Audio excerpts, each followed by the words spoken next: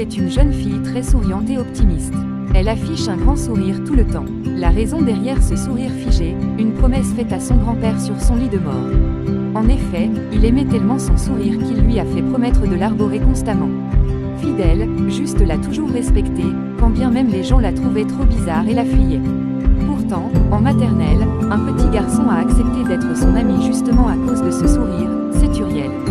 Aujourd'hui, ils sont en seconde dans un nouveau lycée sous la coupe d'une veste de première classe dénommée Michaela. Pour leur plus grand malheur, elle tombe amoureuse d'Uriel, mais il la repousse, car il aime déjà Juste. Chose qu'elle ignore. Dès lors, Michaela voue une grande haine à Juste, et son sourire n'arrange rien. Elle se donne pour mission de l'effacer. Quand je veux quelque chose, je l'obtiens, se dit-elle. L'argent a un pouvoir absolu, et je l'ai. Il peut tout acheter, tout comme il peut tout arracher.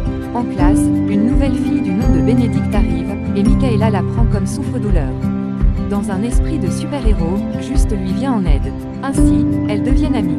Cette nouvelle présence couvre celle d'Uriel lorsqu'il s'absente pendant 2 semaines. Pourtant, la présence de Bénédicte n'empêche pas Juste de se faire frapper par un professeur car elle lui a conseillé de sourire un peu. Puis de se faire convoquer au bureau de l'éducateur car un autre professeur jugeait son sourire offensant.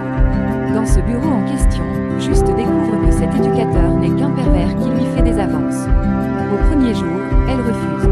Mais il la harcèle, la menace jusqu'à ce qu'elle accepte.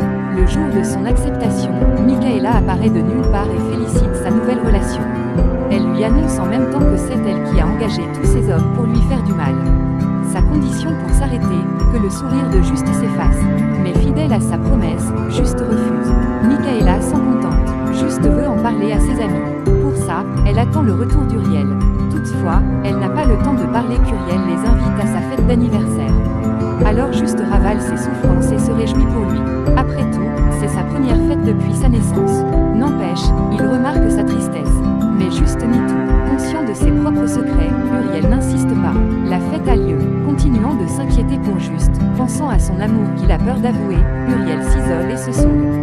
Dans ce moment calme, Juste s'approche de lui et lui confie sa vie.